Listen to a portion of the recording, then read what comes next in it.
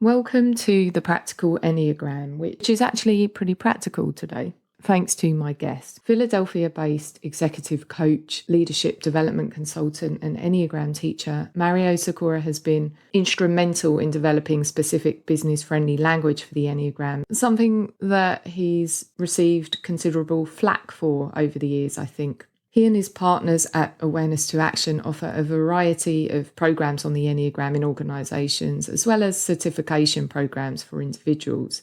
Mario's written several Enneagram books, including Instinctual Leadership, working with the 27 subtypes, and co-hosts the Enneagram in a Movie podcast, which is a really fun way to learn type.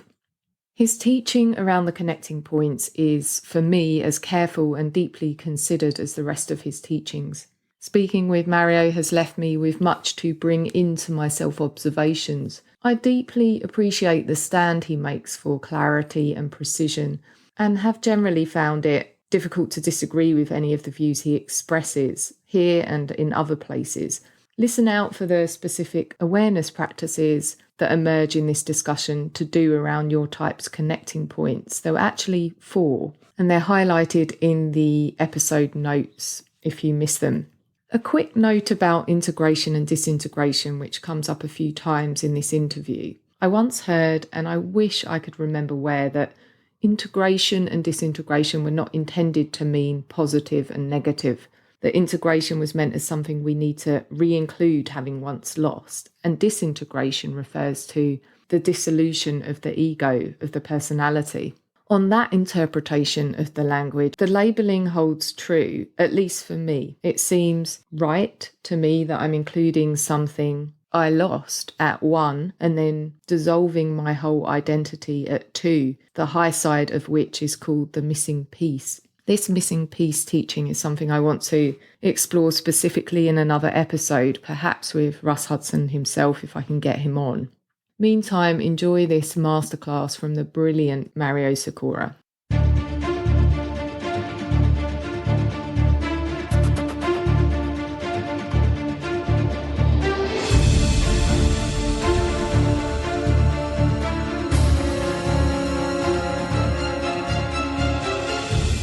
I said the words practical and Enneagram in a sentence to many in the Enneagram world, they would think of you and the work that you do at Awareness to Action, which is your company, isn't it, that you started? Yes, it is. And when I saw the name of your podcast, I was jealous that I didn't get it first. And I feel a paltry representation of the Practical Enneagram compared to you. And I feel like giving you this podcast name, but you already have a podcast. No.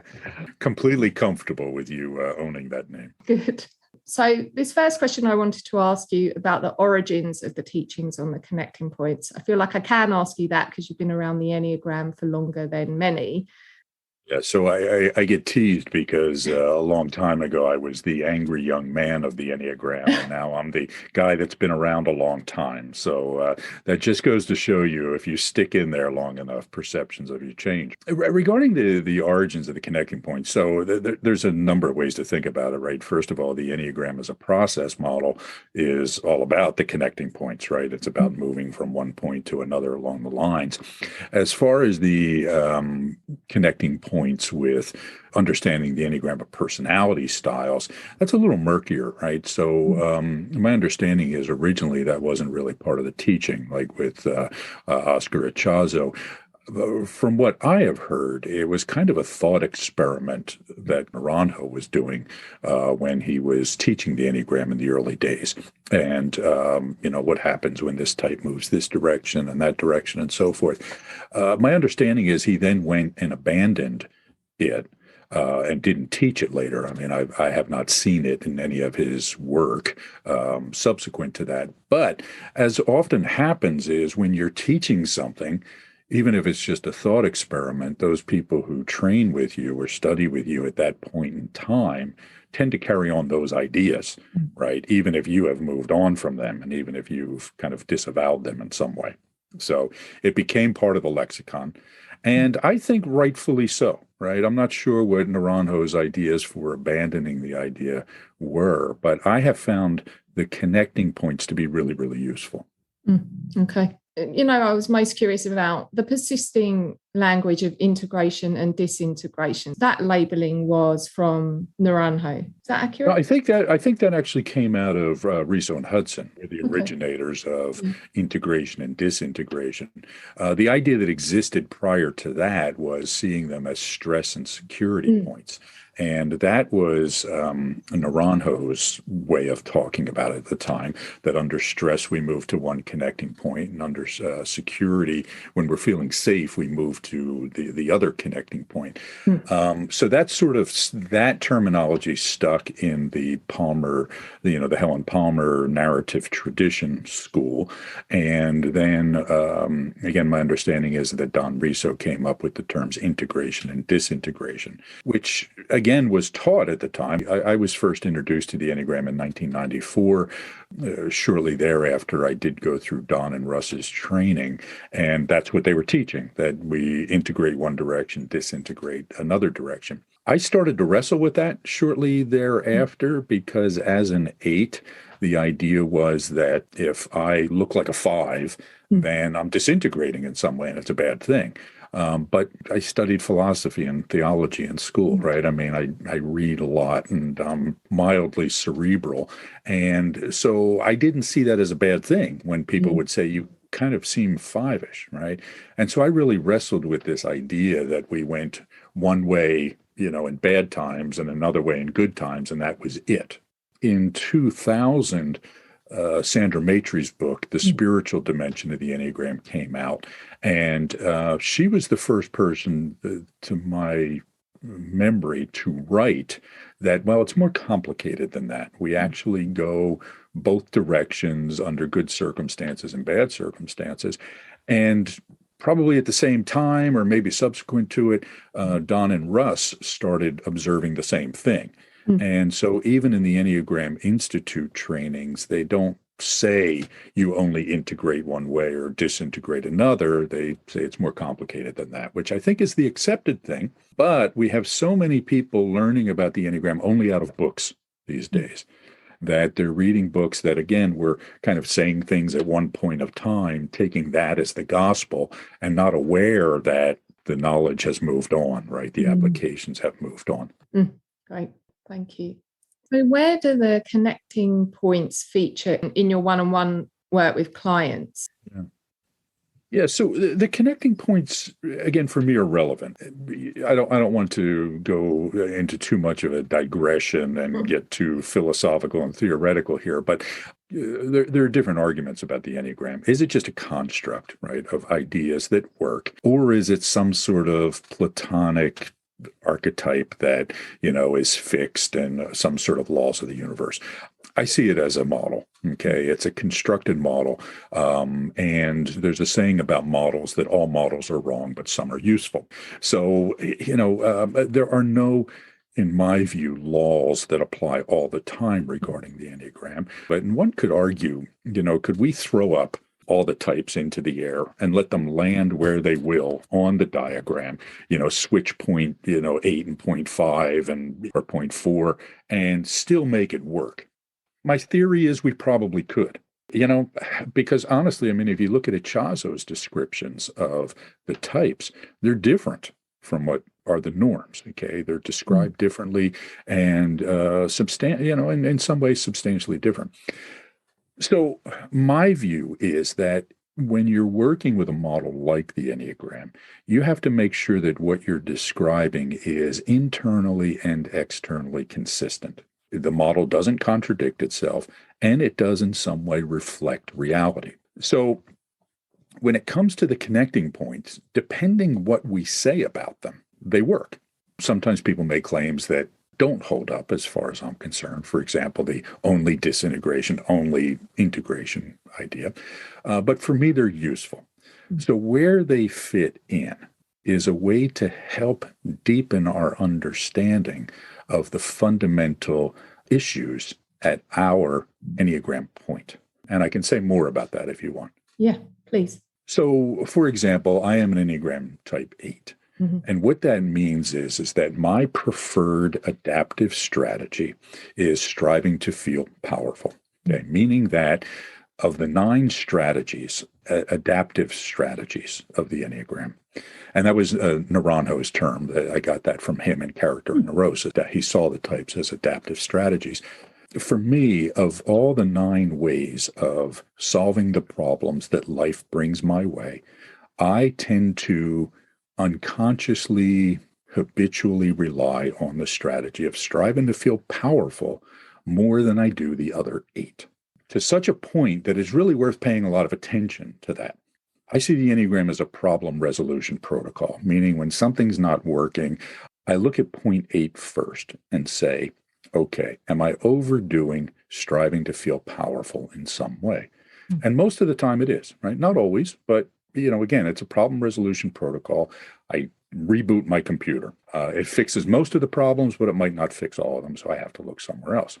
Now, in order to deepen my understanding of how I misuse the strategy of striving to feel powerful, it helps me to think about how that need to feel powerful affects the 2 strategies at the connecting points. For me, point 2, which we call striving to feel connected, or point 5, striving to feel detached.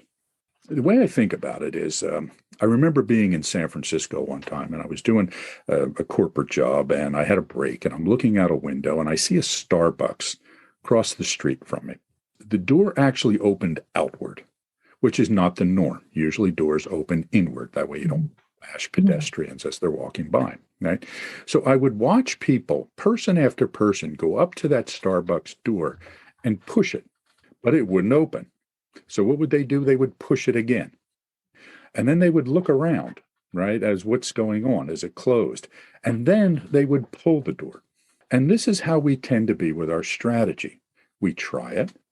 If it doesn't work, we try it again, usually more forcefully. And if that doesn't work, we look for another strategy. And this is how the connecting points often act. Okay? The Enneagram is set up in such a logic that for an 8 like me, if I'm not getting what I need by striving to feel powerful, I am going to reach around for something useful, one of these other strategies. Usually for me, that strategy will be at point 5, which I call the support strategy. I've thought a lot about this in the 20 years since we wrote Awareness to Action.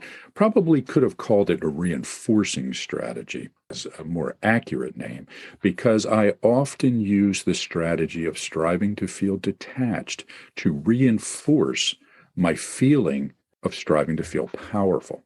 What an 8 does is, I'm not getting what I want through force. Let me step back. Let me withdraw. Let me think about this. Let me plot my vengeance, perhaps, right? So the strategy can be used in both positive and negative ways. But as a coach, as somebody who's helping people grow, I am more interested in the way that these strategies express themselves dysfunctionally. I am focused on how does somebody who's an 8 use the strategy of striving to feel detached in a negative way. Because if they're doing it in a positive way, I don't have to worry about it. They don't need a coach if things are working, right? Yeah. They need a coach when things are not. So understanding how we get into trouble by using this strategy to reinforce a dysfunctional version of our preferred strategy is something of interest to me. So we call it the support strategy. Now, the other direction is point 2, striving to feel connected. Now, if I'm an 8 who is striving to feel powerful, the last thing I want to do is loosely and randomly and frequently connect to people. It's not so much that I'm concerned about vulnerability. Oh, they're going to see the real me, something like that. But it's more around, if I connect to people, I have some responsibility for them. They fall under my influence, so I have to now protect them. And I want to make sure they're worth it. 8s are really cautious about who they connect with. Okay. And there are times when, if I do get connected to people, if I am too soft, then bad things could happen to me. Right. I have 4 sons. Okay. So now I love my sons. I'm connected to them. I think they love me back. But one of the things every parent knows is that you can't just let your emotions rule you when it comes to raising your children. They want ice cream 3 times a day. You can't give in to the emotional connection and the need to, make them happy, because you wouldn't be a good parent. So part of being powerful means I have to make sure I don't let my emotions take over. So that creates this tendency to overreact and to neglect the strategy of striving to feel connected at times when I should connect. So we call that direction the neglected strategy. Because again, if I'm doing it right, then who cares? We just move on. But it's when they're doing it in a dysfunctional way that I am concerned. So for me, the time when I'm concerned about point eight or the eight's connection to point two is when they neglect it. So we call it a neglected strategy. I hope that made sense. So clear. Yeah. Okay. And I'm now thinking about how that goes in my own type. Let's do that next, Mario. So the four is what we call striving to feel unique. A lot of the literature for the type four focuses on being creative, right? And so everybody thinks, oh, fours are artists and they wear purple and berets and smoke clove cigarettes and that sort of thing. That's not necessarily the case. Lots of fours look like normal people and act like normal people, right? But there is this desire to find the way in which they are unique, different from others. And this becomes one of the kind of central preoccupations of I'm not like this, I'm not like that. So there's kind of different ways to find our uniqueness, right? One is the sort of via negativa approach of I'm not like that, I'm not like that, I'm not like that. And the other is the via positiva approach. I am like this, I am like this, I am like that.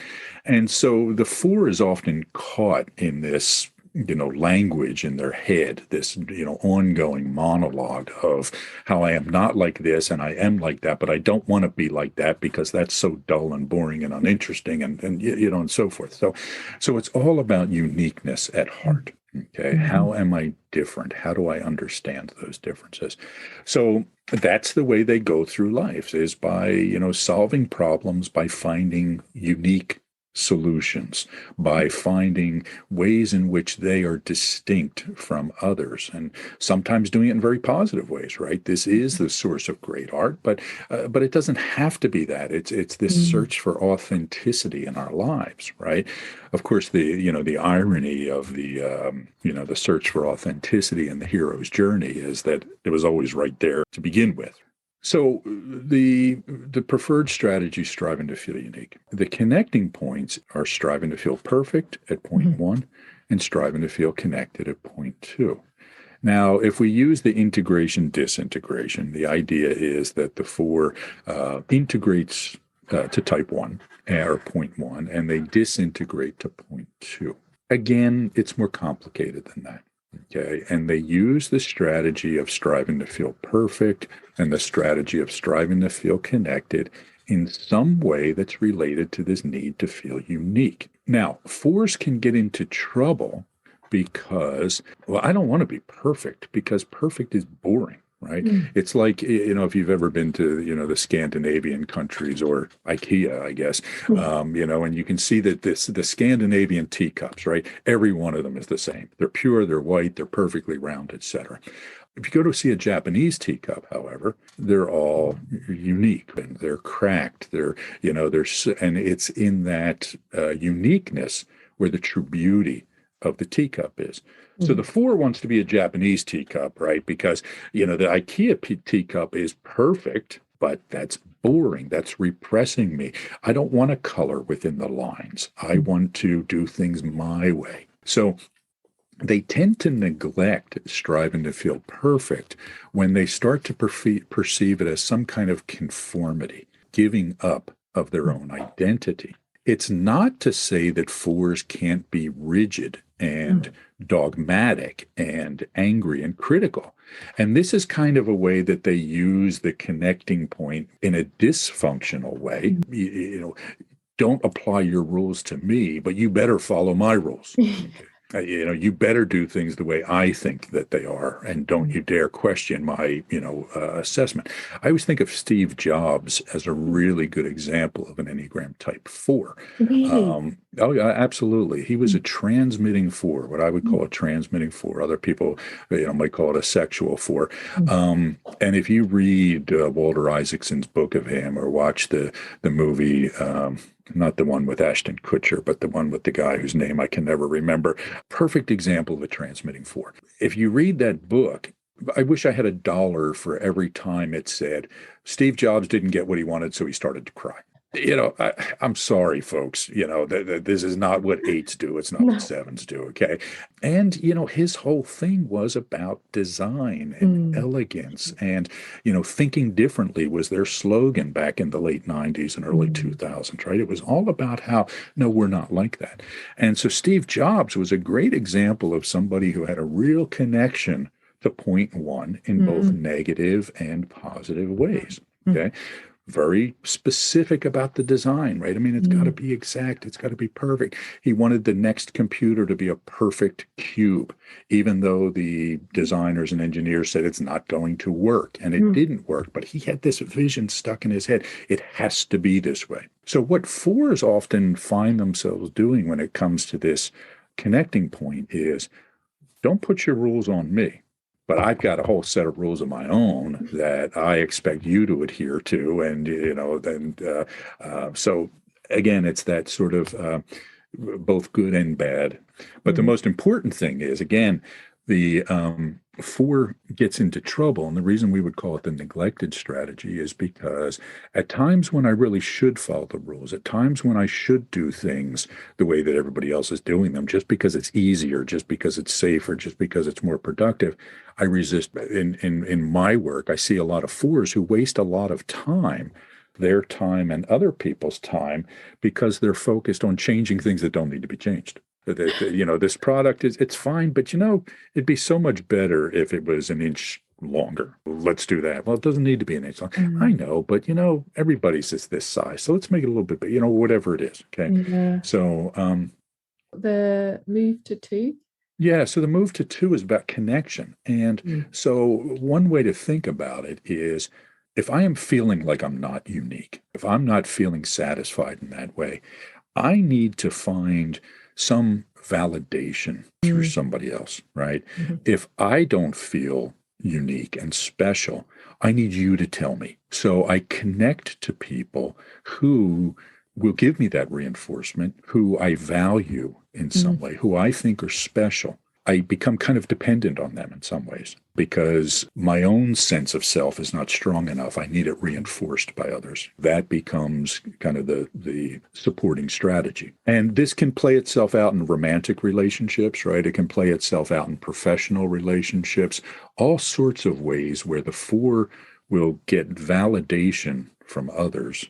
But not just anybody. If it's somebody that I don't admire or respect or think highly of, then I may even start to feel bad if they're telling me I'm okay. Geez, if he thinks I'm good, then it'd be real crap, right? Yeah. So again, it becomes kind of a complicated relationship. And when we start exploring, when the four starts to explore, okay, well, what are my issues around connection? It leads them back to something having to do with striving to feel unique and helps them sort of tweak or modify their narrative about striving to feel unique in a way that becomes more productive.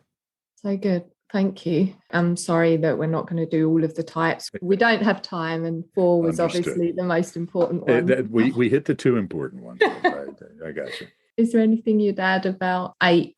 One thing, and this applies to all of them. So we identify kind of a contradiction that we see in people based on this relationship to the connecting strategy. Okay, so with the four, there's this contradiction we see between nonconformity and rigidity. So sometimes they're just nonconformists who don't want to follow the rules, and then they kind of flip and become really rigid about things. And the reason for that is because they haven't integrated or dealt with this connection to striving to feel perfect. They have not integrated that strategy into their psyche in some way. And likewise, going the other direction, they fall into what we call an entrenched attitude, sort of when they get stuck between points 4 and 2.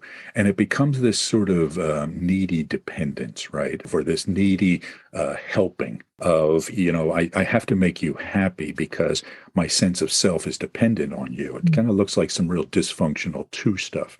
Likewise, with the 8, we see this contradiction between kind of an assertiveness versus a neediness.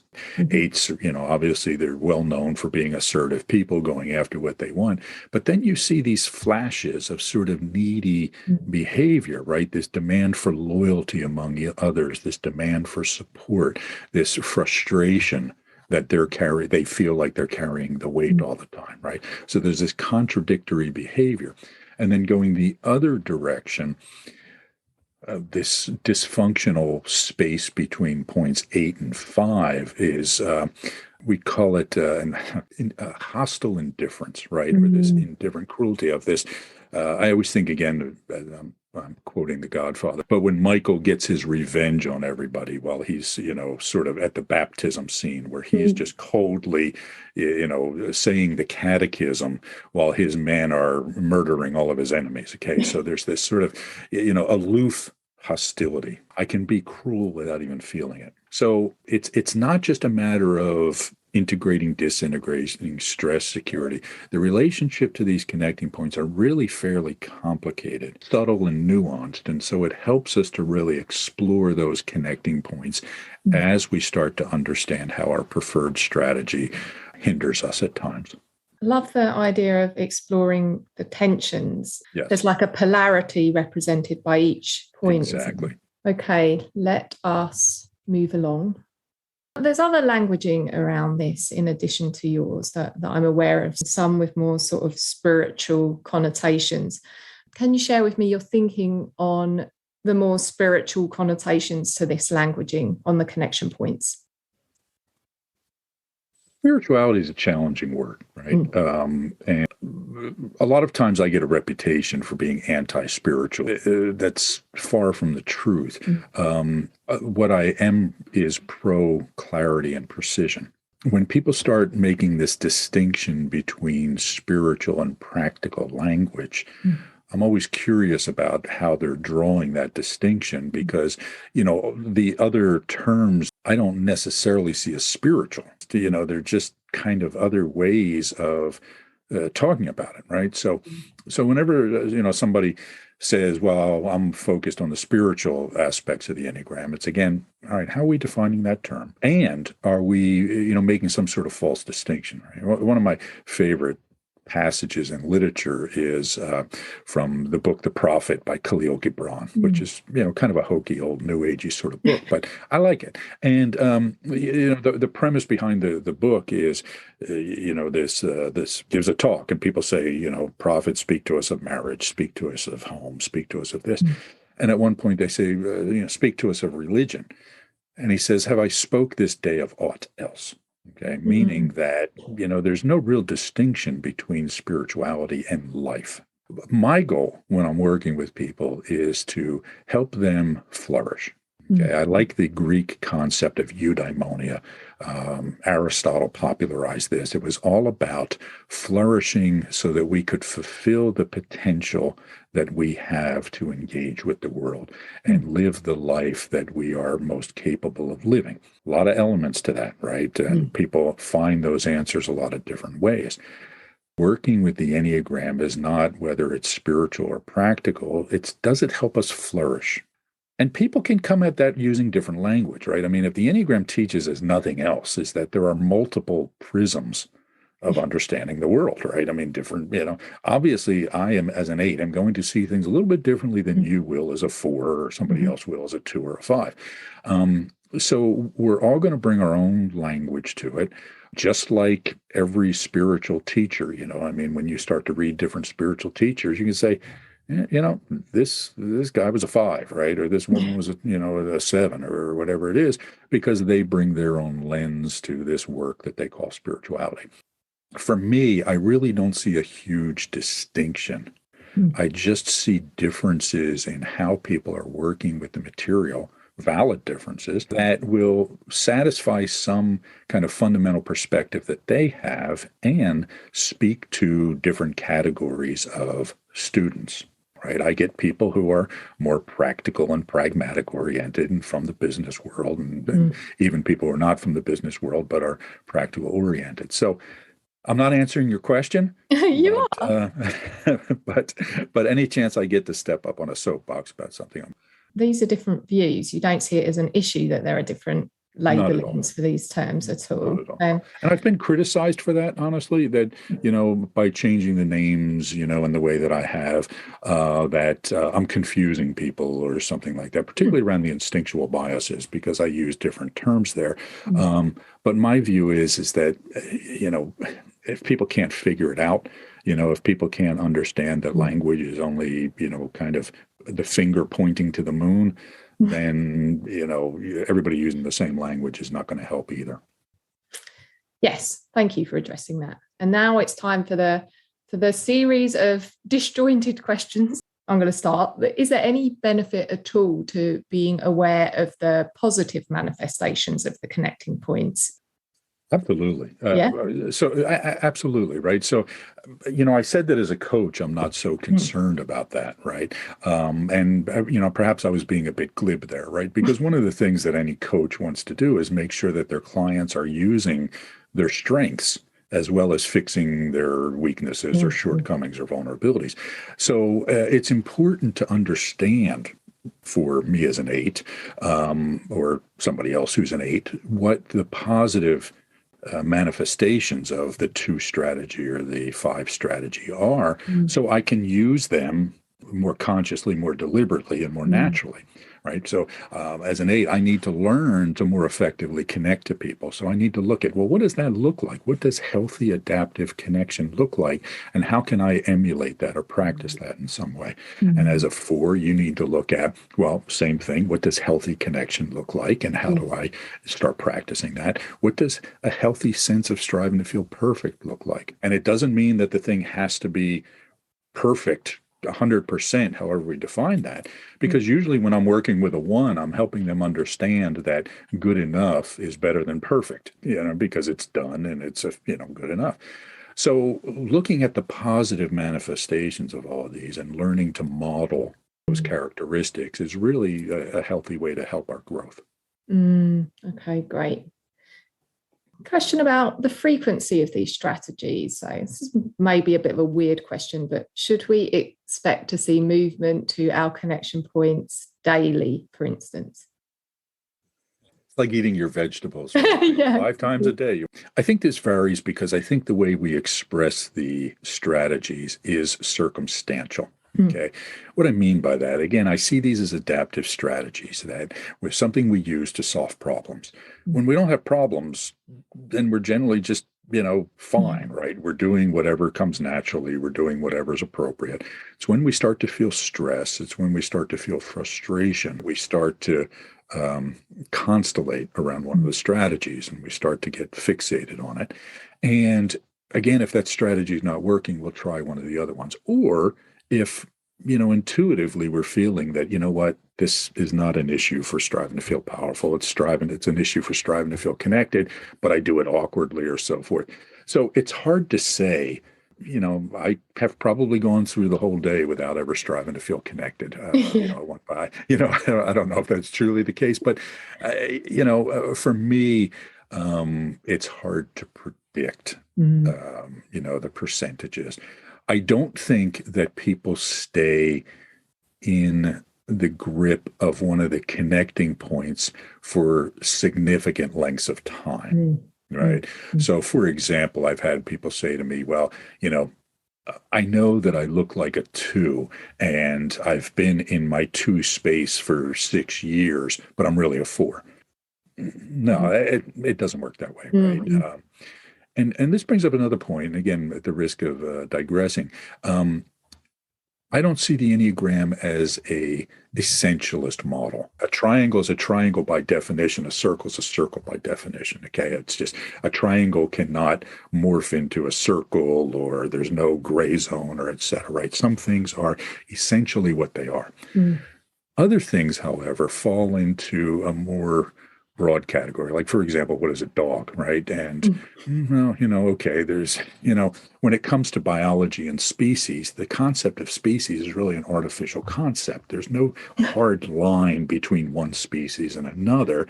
It's a gray area. Humans are this way too. And so we take what's called a nominalist approach, meaning that we put names or labels on things that share certain characteristics. Okay. So we're not fixed. I don't think we change a huge amount, right? I mean, I don't think that I'll ever be anything other than an 8. I'll be a different version of it and so forth. So from my perspective, we call you a 4 because not because you are essentially a 4 in some way, but because you're somebody who overuses striving to feel unique more than you overuse the other strategy. And the more free you get from that, the less 4-ish you are. Okay? The more free you are to use other strategies when they're appropriate. The theme of narrative and rewriting narrative, that seems to be something you pay attention to or you communicate somehow in your teaching. Is there any way that overlaps with the connecting points? Yes. So for me, rewriting our narratives is everything. The Enneagram is only a tool or a model for showing us what our fixated narratives can be. Okay. I cannot change a behavior. I cannot change an attitude until I work on my narrative about the world, about myself. Okay. So if we give if we use our types as an example, the type 8 has these particular narratives about what it means to feel powerful, or what connection is about, or what detachment is. And so we have to be constantly challenging and rewriting our narratives so that we can adopt more adaptive, healthier behaviors. If I think being powerful means being tougher than everyone else, being stronger than everyone else, controlling everyone else, then I am not going to be able to express my tenderness, express my compassion, express my love for people.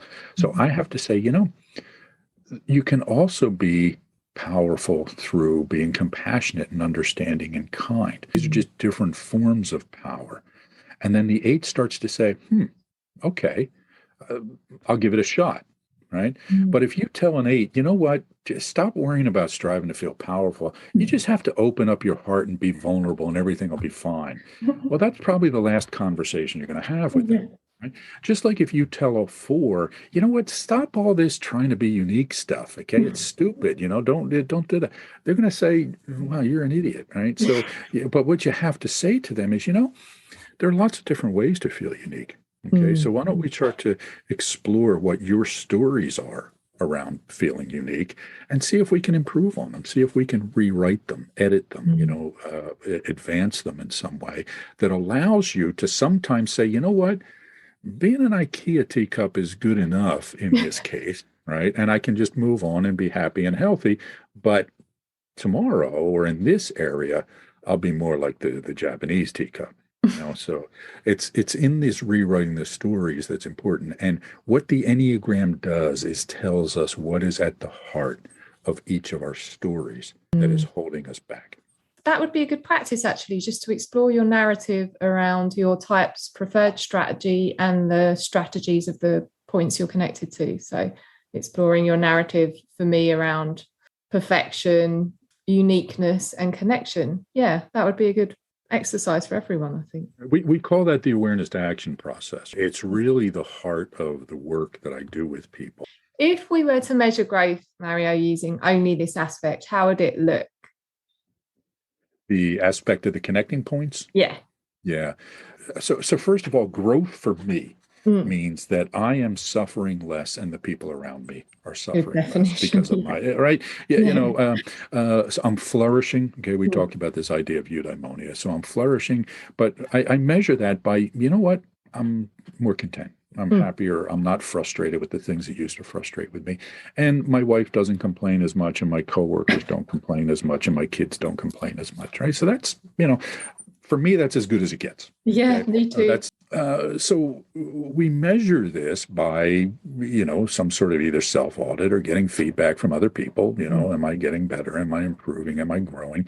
And then when it comes to the connecting points, we can look in it specifically the way, for you, are you having healthier relationships? Are you having more functional relationships rather than dysfunctional relationships? Well, that's a sign that you're getting your arms around this striving to feel connected. Yeah, yeah. And when it comes to striving to feel perfect, am I still tripping up over rejecting things just because I want to be different? Mm, Or am I still tripping up around my expectations of others? Or am I becoming a little bit more accepting and embracing of others and their imperfections and the ways in which I think they're letting me down and the ways in which I think they're not sharing my vision? Am I mm, starting to come with more peace am I mm, starting to come to more peace with that part of my experience? So those are the signs. So we look at, is life getting better for me? And am I, in your case, having healthier connections and a better relationship to striving to feel perfect? mm. I love it. The Enneagram map, how do people deal without it? We get out of the bed in the morning without the I Enneagram know. by our side. It Yeah. just gives you exactly where to look. Otherwise, you Yes. could just go round in circles, couldn't you? I could anyway. When working to be aware of the movement to the connecting points, is it necessary to bring an instinct lens in?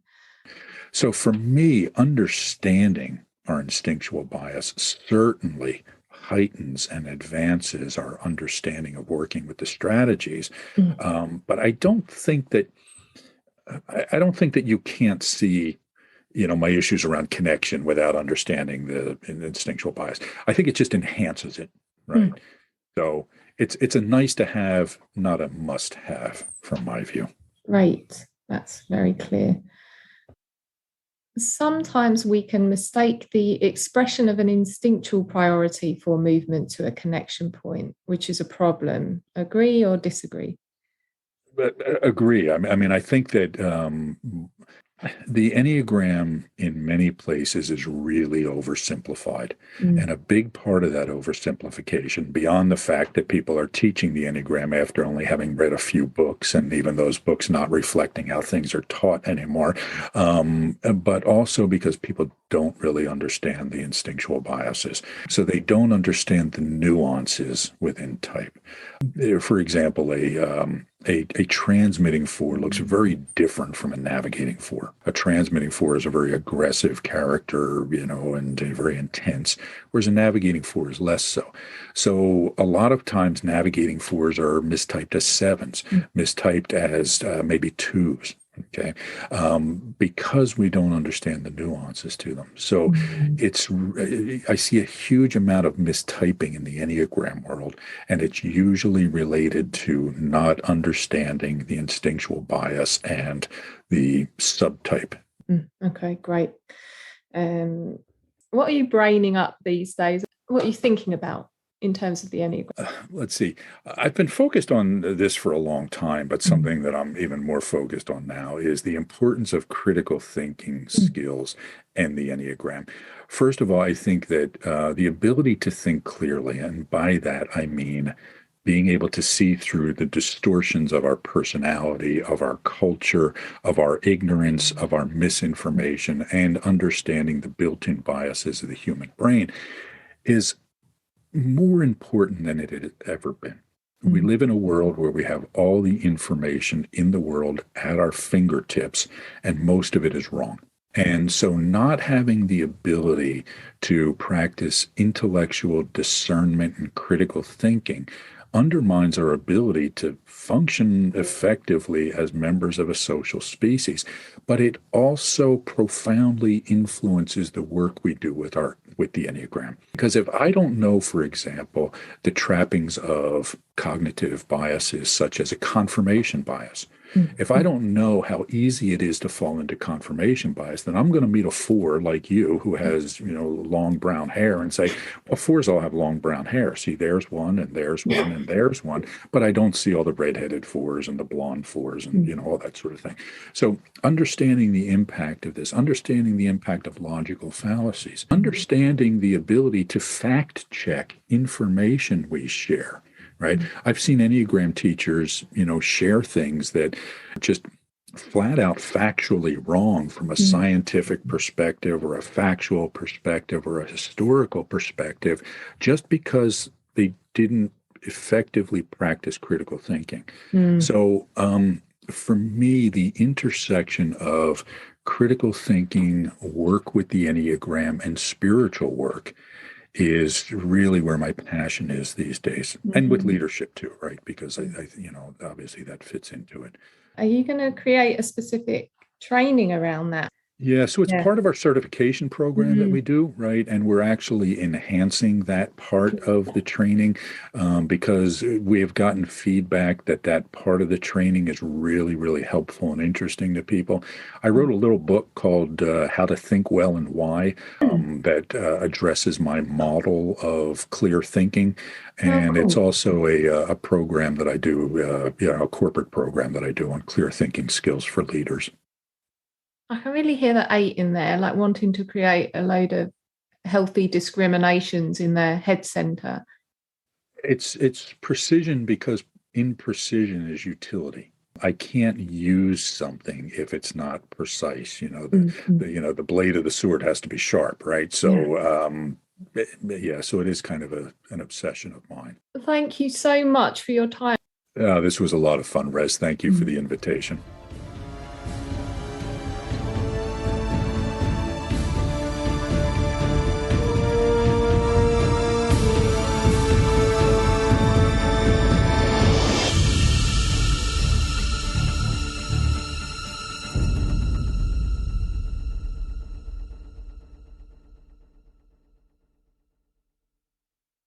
The next episode is with Robin Wynn, and we're going to be talking about human design and the Enneagram.